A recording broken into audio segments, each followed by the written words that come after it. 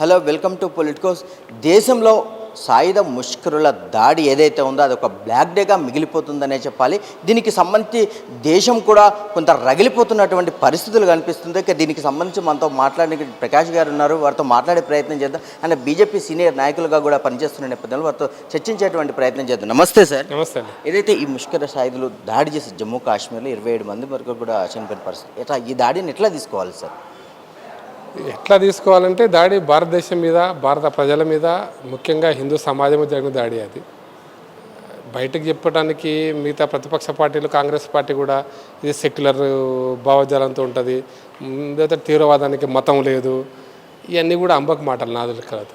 తీవ్రవాదానికి మతం లేదు, కానీ ముస్లింల మీద తీవ్రవాదాలు అనడం లేదు.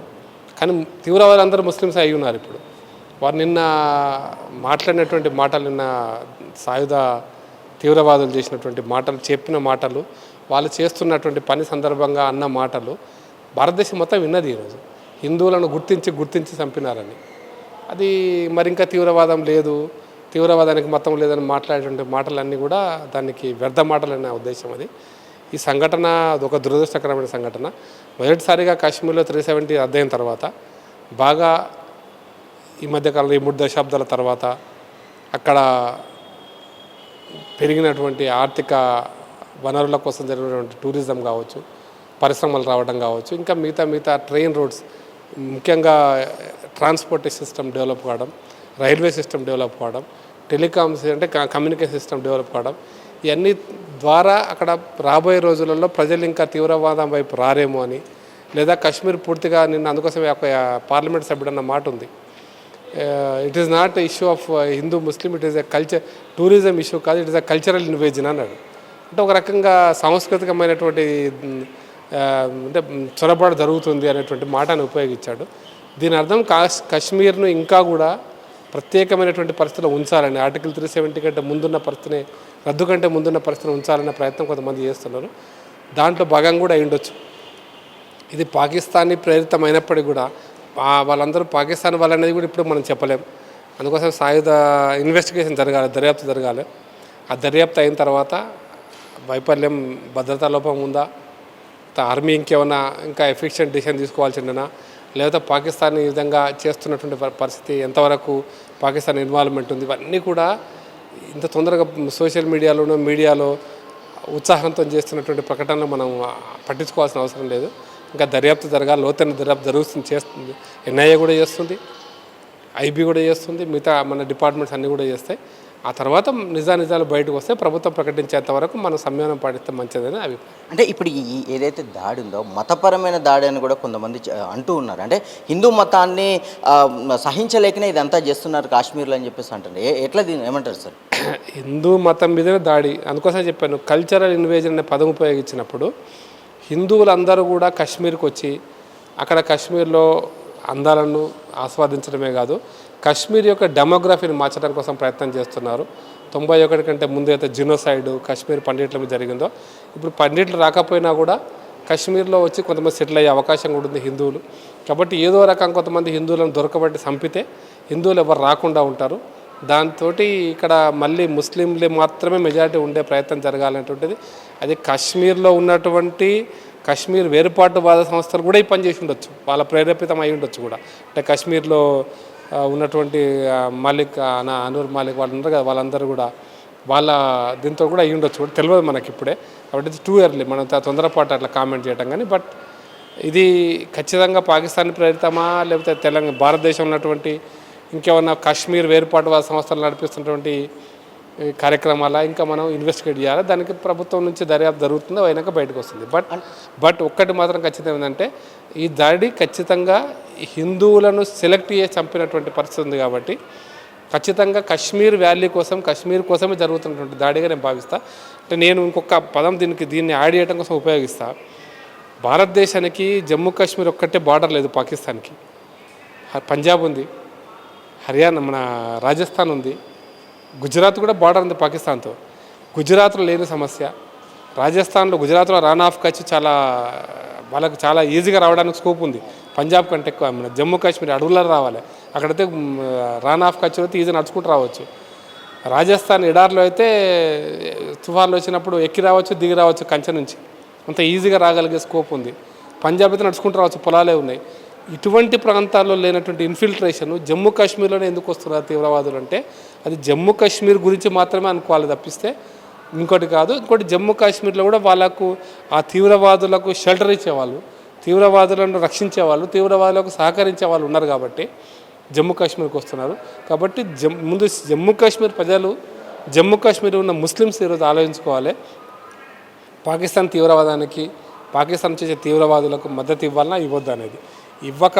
ఇవ్వక అంటే వాళ్ళు ఇవ్వడం వల్ల కాశ్మీర్ పూర్తిగా ఇబ్బంది పడుతుంది తప్పిస్తే ఇంకొకటి కాదు. కాబట్టి కాశ్మీర్ ఉన్న ప్రజలు తీవ్రవాదుల మద్దతు ఇవ్వకుండా ఉంటే ఇటువంటి సంఘటనలు ఒకటి జరిగినా రాబోయేటువంటి ఒక 10-20 సంవత్సరాలు దీర్ఘకాలికంగా ఆలోచించినప్పుడు కాశ్మీర్ పూర్తిగా అద్భుతమైనటువంటి రాష్ట్రంగా తీర్చిదిద్దబడుతుంది. కాబట్టి కాశ్మీర్ ప్రజల సహకారం దేశానికి అవసరం. తీవ్రవాదులు ఎనగట్టాల్సిన అవసరం కూడా ఉంది. వాళ్ళు ఇది ఇస్లాంకి సంబంధించిన అంశం కాకపోయినా హిందువులుగా వాళ్ళు చంపుతున్నారు కాబట్టి ఏరి కోరి చంపింది కాబట్టి నిన్న హిందువులని. కాబట్టి మత కోణంలో భారతదేశం మొత్తాన్ని మత కోణమని ఆపాదించకుండా కాశ్మీర్ గురించి ఈరోజు జరుగుతున్నటువంటి దాడిగా భావించి కాశ్మీర్ ప్రజలు అప్రమత్తమైతే ఈ సమస్యకు పరిష్కారం దొరుకుతుంది. అంటే దేశంలో ప్రజలను ఒక ఆలోచనలో పడిస్తే ఏదైతే మోడీ సౌదీ టూర్లో ఉన్నాడు, ఇటు అమెరికా వైస్ ప్రెసిడెంట్ వెన్స్ కూడా ఇక్కడికి వచ్చి పర్యటన చేస్తున్న నేపథ్యంలో ఈ దాడి జరగడం అనేది కొంత భయభ్రాంతులకు గురి చేస్తుంది. అంటే ఏ వ్యూహంతో జరిగిందని మీరు భావిస్తున్నారు? అంటే ఇదేదో అంటే నేను సౌదీ అరేబియాలో ఒక్కరోజు ఇంకో 24 అవర్స్ ఇష్యూ ఉండే, ఈయన అమెరికా వైస్ ప్రెసిడెంట్ కూడా 24 అవర్స్ 48 అవర్స్. ఇది అమెరికా వైస్ ప్రెసిడెంట్ సౌదీ అరేబియాలో మోడీ పర్యటన వీటితో ఉందని నేను అనుకోవట్లేదు, వీటితో ముడిపడి సంఘటన జరిగిందని అనుకోవట్లేదు. ఇది పూర్తిగా కాశ్మీర్కు సంబంధించినటువంటి భారతదేశం కాశ్మీర్ కనెక్ట్ అవుతున్నటువంటి ఈ నేపథ్యంలో అది జరగకూడదు, కాశ్మీర్ అభివృద్ధి ఆగిపోవాలి, కాశ్మీర్ పూర్తిగా ముస్లింల యొక్క రాష్ట్రంగానే ఉండిపోవాలనేటువంటి దీంతో చేస్తున్నటువంటి పనిగా నేను భావిస్తాను. అది కాశ్మీర్లో ఉన్నటువంటి వేర్పాటువాదులు కూడా ఉండిండొచ్చు, పాకిస్తాన్ సహకారంతో పని చేసి ఉండొచ్చు అని నేను అనుకుంటున్నా. చూడాలి, ఇంకా ఇన్వెస్టిగేషన్ దర్యాప్తు జరిగిన తర్వాత కానీ కరెక్ట్ విషయాలు బయటకు రావు. బట్ నేను అనుకుంటున్నా సౌదీ అరేబియా పర్యటన కోసము ఆ రోజు సెలెక్ట్ చేసుకుంది అమెరికా ఉపరాష్ట్రపతి ఉంది కాబట్టి సెలెక్ట్ చేసుకుని అనుకోను. అది కూడా యాదృచ్ఛికంగా సంఘటన అది కలిసి వచ్చింది అంటే ఆ రోజు 2 సంఘటనలు కలిసి ఉన్నాయి. బట్ ఇది కాశ్మీర్ కోసం జరుగుతుంది. అక్కడున్న హిందువులను మళ్ళీ ఒకసారి తరిమేసి హిందువులను రాకుండా భయానికి గురి చేస్తే కాశ్మీర్ వ్యాలీ మొత్తం కూడా ముస్లింలకి లేదా వేర్పాటువాదులకి అడ్డాగా ఉంటే ఏ రోజైనా సరే ఇంకో 10 ఏళ్ళకో 20 ఏళ్ళకో ఈ కాశ్మీర్ వేరు చేసుకోవచ్చు అనేటువంటి కుట్ర కూడా ఉన్నది. కాబట్టి ఆ కుట్రలో కాశ్మీర్లో ఆలోచించుకోవాలని చెప్పదలుచుకున్నాను. సో కాశ్మీర్ బార్డర్కి సంబంధించి చుట్టుపక్కల కూడా దాదాపుగా 100 మీటర్లకు ఒక సైనికులు కట్టుదిట్టమైన ఏర్పాట్లలో ఉంటాయి, నిఘా వర్గాలు కూడా ప్రత్యేకంగా పర్యవేక్షణ చేస్తాయి. అంటే అసలు ఎట్లా తీసుకోవాలి సార్? అంటే దీనికి సంబంధించి దేశంలో కూడా కొన్ని ఉన్నాయి. ఇప్పుడు ఏదైతే పాకిస్తాన్కి హెల్ప్ చేస్తుందని చెప్పేసి కూడా కొంతమంది విమర్శలు చేస్తున్నారు. అంటే గతంలో మోడీ కూడా వాళ్ళు కరువు కాటకాల్లో ఉన్నప్పుడు మన దేశం నుంచి కూడా కొంత ఫుడ్ని కూడా ఇచ్చినటువంటి పరిస్థితులు ఉన్నాయి. సో ఇంత చేస్తున్నప్పుడు కూడా ఇట్లాంటి చర్యలకు పాల్పడడం ఎట్లా తీసుకోవాలి? పాకిస్తాన్ ఒక ఇస్లామిక్ దేశం, ఇస్లాం వ్యాప్తి కోసం జిహాదీ కోసం వాళ్ళు ఏమైనా చేయడానికి తెగబడతారు. వాళ్ళు మనకు మానవతా దృక్పథంతో వాళ్ళు చేస్తారా అంటే భారతదేశంలో ఇస్లాం రాజ్య స్థాపనే మానవతా దృక్పథం జరగలే. పృథ్వీరాజ్ చౌహాన్ 16 సార్లు ఓడిపోతే గోరీని వదిలిపెట్టినాడు, ఒకసారి ఓడిపోతే గోరీ పృథ్వీరాజ్ చౌహాన్ వదిలిపెట్టలే. ఇది చరిత్రలో దాంట్లో అవి నిజమైన చరిత్ర లిఖించబడ్డ చరిత్ర. కాబట్టి ఇస్లాం యొక్క వ్యాప్తి జరిగింది అందుకోసమని. మతం బాగా ఎక్కిచ్చే వాళ్ళు కొంతమంది ఉన్నారు, ఎక్కితే ఇటువంటి దురాఘాతాలు చేసేవాళ్ళు కొంతమంది ఉన్నారు. కాబట్టి మత ఉన్మాదం ఎక్కిన వాళ్ళు చేసేటువంటి దుర్ఘటనలు ఇవన్నీ కూడా మనం మానవతా దృక్పథంతో సాటి మానవుడు ఆకలితో చావద్దని మనం ఇచ్చేటువంటి సరఫరా. ఇంతెందుకు మనం కరోనా అప్పుడు కూడా మనం వ్యాక్సిన్స్ ఇవ్వడానికి మనం ఎన్ని దేశాలకు ఇచ్చినాం, 130 దేశాలకు ఇచ్చినాం. ముఖ్యంగా బంగ్లాదేశ్ లాంటి దేశానికైతే పూర్తిగా ఫ్రీగా ఇచ్చినాం. భారతదేశంలో ఎట్లయితే ఒక భాగంగా అన్ని రాష్ట్రాలకు ఇచ్చినాం, బంగ్లాదేశ్ కూడా ఆ స్థాయిలో మనం ఫ్రీ వ్యాక్సిన్ ఇచ్చినాం. అయినా అక్కడ కూడా విశ్వాసం లేదు కదా. ఎందుకంటే ఇస్లాం యొక్క భావజాలపు వ్యాప్తి అనేటువంటి ఒక ఉన్మాదపు చర్యల ముందు, అభిప్రాయాల ముందు సెక్యులరిజము, అందరూ సమానమే, మానవతా దృక్పథము, మానవాళి ఇవి చెవులకు ఎక్కలేవు. ఉన్మాదం ఎక్కినంత ఈజీగా ఇవి ఎక్కవు. కాబట్టి ఆ ఉన్మాదులు బంగ్లాదేశ్లో చేస్తున్న ఉన్మాదులే, అటు పాకిస్తాన్ ప్రేరేపిస్తున్నటువంటి కాశ్మీర్లో కూడా కొంతమంది ఉన్మాదులు ఉండి ఉంటారు. వాళ్ళు చేస్తున్న పనికి మనం భావించాలి. బట్ ఎవరు వెనుక ఉన్నారనేది ఇంకా దర్యాప్తులో భాగంగా బయటకు వస్తుంది తప్ప ఇది తొందరగా మనం కామెంట్ చేయాల్సిన అవసరం సార్ లేదు. ఒక ప్రశ్న, ఏదైతే దేశంలో రోహింగ్యాలు ఎక్కువగా నివసిస్తున్నారు, అంటే హైదరాబాద్లో కూడా ఎస్పెషల్గా వారు ఎక్కువ మంది ఉన్నారు. సో ఈ నేపథ్యంలోనే కొంత ఉగ్రవాదం అనేది ఇక్కడ నెలకొంటుంది, దేశం విస్తరిస్తుంది దేశంలో అనేది కూడా ఒక చర్చకు వస్తుంది. అంటే అధికార వర్గాలు చెప్తున్న పరిస్థితులు ఉన్నాయి. సో ఎట్లా దీన్ని కప్పిపుచ్చడం కోసమే ఐఎస్ఐ ఏజెంట్స్గా సంస్థగా ఉన్నటువంటి టీఆర్ఎఫ్ ఇది మేమే అని చెప్పేసి స్పందించిందని కూడా కప్పిపుచ్చడం కోసమే ఇదంతా జరిగిందని చెప్పి చెప్తున్నారు. ఏమంటారు, నిజంగా లేదా? ఇది కప్పిపుచ్చుకోవడం ఎవరినెవరు కప్పిపుచ్చుకోవడం ఇష్యూ కాదు. హైదరాబాదులో రోహింగ్యాలు ఉన్నమాట వాస్తవము, ఇది వాస్తవం. అది రోహింగ్యాలే కాదు, అక్రమంగా చొరబడ్డ బంగ్లాదేశీలు కూడా హైదరాబాద్లో ఉన్నారు, అక్రమంగా చొరబడ్డ వాళ్ళు. మనం ఇవాళ 2025లో ఉన్నాం. నా గుర్తున్నంత వరకు 1985లో, అంటే ఇప్పటికి 40 సంవత్సరాల క్రితము, నేను ఈ స్టూడెంట్ లీడర్గా ఉన్నప్పుడు ఒక ప్రెస్ కాన్ఫరెన్స్ పెట్టిన అప్పుడే 85-86లో హైదరాబాదులో 6,000 మందికి పైగా బంగ్లాదేశీయులు తమ పాస్పోర్ట్ ఎక్స్పైరీ అయిపోయిన తర్వాత కూడా హైదరాబాద్లో ఉంటున్నారని స్టేట్మెంట్ ఇస్తే 6,000 మంది కాదు 4,635 మంది అని చెప్పి అప్పుడున్న కమిషనర్ స్టేట్మెంట్ ఇచ్చాడు. అంటే అర్థం చేసుకోవాలి, ఇది ఈ సమస్య ఈ రోజుది కాదు. ఇది ఒక 50-60 సంవత్సరాల నుంచి బంగ్లాదేశీ ఇన్ఫిల్ట్రేటర్స్ మన సరిహద్దులు, సునిశ్చితమైన సరిహద్దులు ఉన్నాయి బంగ్లాదేశ్తో, కాబట్టి ఒక సమస్య ఉంది. రోహింగ్యాలు కూడా సముద్ర మార్గంలో వస్తున్నారు బర్మా నుంచి, లేదా బంగ్లాదేశ్ నుంచి బంగ్లాదేశ్ నుంచి వస్తున్నారు చొరబాటుదారులుగా. బంగ్లాదేశ్ నుంచి వస్తున్నటువంటి రోహింగ్యాలకి మన భారత సరిహద్దు ప్రాంతమైనటువంటి బెంగాల్లో పూర్తిగా వాళ్ళ సహకారం దొరుకుతుంది. కాబట్టి వాళ్ళు బెంగాలీ మాట్లాడుతున్నారు. కాబట్టి ఈ సహకారంతో మనం బెంగాలీ అనుకుంటున్నాం, వాళ్ళు ముస్లిమ్స్ అనుకోవట్లేదు. ఆ పరిస్థితుల్లో ఒక్క హైదరాబాద్లోనే కాదు, దేశంలో చాలా ప్లేసెస్లో, ఈవెన్ ఢిల్లీలో కూడా బంగ్లాదేశ్ వాళ్ళతోటే జరిగిన సంఘటన ప్రభుత్వం ఉన్నప్పుడు. కాబట్టి ఈ రోహింగ్యాలను ఆపడం కోసం భారత ప్రభుత్వం చాలా చర్యలు తీసుకుంటుంది. కానీ సరిహద్దుల్లో ఉన్నటువంటి సునిశ్చితమైన పరిస్థితి, అక్కడ ఉన్నటువంటి టీఎంసీ ప్రభుత్వం సహకరించకపోవడం, ఇవన్నీ కూడా జరుగుతున్నాయి. బట్ ఎంత దూరం పోతే చూడాలి. బట్ రోహింగ్యాలు నాకు తెలిసి కొన్ని లక్షలలో ఉన్నారని అనిపిస్తుంది దేశం మొత్తం మీద. హైదరాబాద్లో ఇక్కడ కూడా ఈ రోహింగ్యాలకు మద్దతు ఇచ్చేటువంటి వ్యక్తులు, శక్తులు ఇక్కడ కూడా ఉన్నాయి. నేను మొదటిసారిగా 2010లో ఫస్ట్ బ్యాచ్ రోహింగ్యాలు, సెకండ్ బ్యాచ్ రోహింగ్యాలు ఆ బాలాపూర్ మసీద్కి వచ్చినప్పుడు నేను ఇట్లాగే పోయినా. నన్ను పోలీసులు అనుకొని వాళ్ళు కొంత ఇన్ఫర్మేషన్ ఇచ్చారు, కొంత ఇన్ఫర్మేషన్ కూడా దాచిపెట్టారు. నేనే పోయినా పర్సనల్గా. 400 మంది రోహింగ్యా కుటుంబాలు వచ్చినాయి అక్కడ బాలాపూర్లో. ఇప్పుడు అక్కడ బాలాపూర్లో అది కూడా కట్టించారు, ఇప్పుడు వాళ్ళకి ఇల్లు కూడా కట్టించారు. దురదృష్టం ఏంటంటే ఇక్కడ సంస్థ ఉంటుంది కోవా ఆర్గనైజేషన్ అని, ఒక ఎన్జిఓ పేరు మీద. వాళ్ళకి అసలు దురదృష్టకరం ఏంటంటే భారత ప్రజలు కూడా తెలియాల్సిన అవసరం ఉందంటే, మనము ఇటువంటి కాందిశీకుల ఒప్పందం, అంతర్జాతీయ ఒప్పందాలలో ఇట్లా కాందిశీకుల ఒప్పందం మనం చేసుకోలేదు ఇప్పటిదాకా. మనం రిఫ్యూజీ ట్రీట్ మనకు లేనే లేదు భారతదేశానికి ఇప్పటిదాకా. ఏ కాందిశీకులను కూడా మనం భారతీయులు కాబట్టి తన్ని తరిమేసే అధికారం మనకు ఉంది. కానీ దురదృష్టం ఏంటంటే ఈరోజు కొన్ని శక్తులు, కొన్ని వ్యక్తులు ఏదో కోవా పేరు మీద కొన్ని ఎన్జిఓ సంస్థలు వాళ్ళకి మేము ఐడి కార్డు ఇచ్చినామని.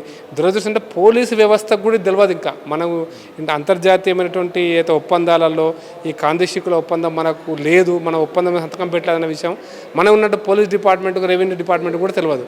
కాబట్టి కోవా ఎన్జిఓ ఇచ్చింది కదా అంటారు. కోవా ఎన్జిఓ దొంగ.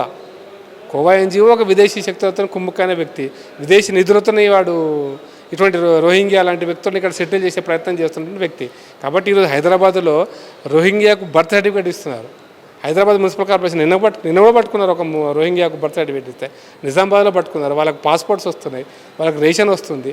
ఆ రేషన్ ఇప్పించడం కోసం, పాస్పోర్ట్ ఇప్పించడం కోసం కొంతమంది ఇక్కడ శక్తులు పనిచేస్తున్నాయి. ఆ శక్తులు ఎవరో మీకు తెలుసు, నాకు తెలుసు, ఎంఐఎం రూపంలో పనిచేస్తున్నాయి. కాబట్టి వీటన్నిటిని మనం ఇంకా అధిగమించి పోవాలి. ఈ సంఘటనలను మనం ధైర్యంతో ఎదుర్కోవాలి. ఇంకా ఈ పోరాటంలో రాబోయే రోజుల్లో నేను అనుకుంటున్నా, నేను నిరాశావాదిని కాదు, ఈ సమస్యకు పరిష్కారం ఖచ్చితంగా దొరుకుతుంది, అతి కొద్ది రోజుల్లో దొరుకుతుంది అనుకుంటున్నా. తీవ్రవాదం ఇప్పటికైతే తగ్గింది, ఇంకా పూర్తిగా తుడిచిపెట్టకపోతే నేను అనడం లేదు, తగ్గింది, ఇంకా తగ్గుతుంది. రాబోయే రోజుల్లో 1-2 సంఘటనలు ఉన్నా కూడా దాన్ని ఎదుర్కోగలిగే సత్తా మన సాయుధ దళాలకు ఉంది. కాబట్టి ఇప్పుడు నిన్న జరిగిన సంఘటనలన్నీ కూడా అవి మత కొనలు జరిగినాయి, ముఖ్యంగా కశ్మీర్ దృష్టి పెట్టుకొని జరిగినాయి అనుకుంటున్నా. అది పాక్ ప్రేరేపితం కావచ్చు, ప్రేరేపితం కాకుండా కూడా పోయి ఉండవచ్చు. అంటే భారతదేశ ప్రజలకి దేశ రక్షణ అనేది ముఖ్యం సార్. రాజకీయ స్వార్థం కోసం, ఓటు బ్యాంక్ కోసం వీళ్ళని పెంచి పోషించడం అనేది ఎంతవరకు కరెక్ట్? అసలు ఎట్లాంటి చర్యలు తీసుకోకపోవడం ఏంటి అసలు? ఓటు బ్యాంక్ అనేది అంటే అది ఇప్పుడు స్టార్ట్ అయింది ఏం కాదు నాకు తెలిసినంత వరకు. జనరల్గా ఏంటంటే ఒక ప్రపంచంలో ఒక ఫిలాసఫికల్ థింకింగ్ ఉంటుందంటే మైనారిటీలు అందరూ కలిసి ఉంటారు, మైనారిటీలు అందరూ ఒక తాటిపై ఉంటారు, మెజారిటీ ప్రజలు విడిపోయి ఉంటారు అనేది సహజంగా ఎక్కడైనా ఉంటుంది. అదే కోణంలో మైనారిటీ ఓట్ల కోసం ఈ కాంగ్రెస్ పార్టీ యొక్క ఇది 48లోనే స్టార్ట్ అయింది. అందుకోసం మతం పేరు మీద విడిపోయిన దేశాన్ని ఇక్కడ ఉన్నటువంటి ముస్లింలు అక్కడ పోలే, ఇక్కడ మనం ఉంచుకుందామనేటువంటి అభిప్రాయంతో ఇక్కడ ఉన్నారు. అక్కడ ఉన్న వాళ్ళు ఇక్కడికి రాలేదు హిందువులు. అదొక పెద్ద విషాదమైనటువంటి సంఘటన జరిగింది అప్పుడు కూడా.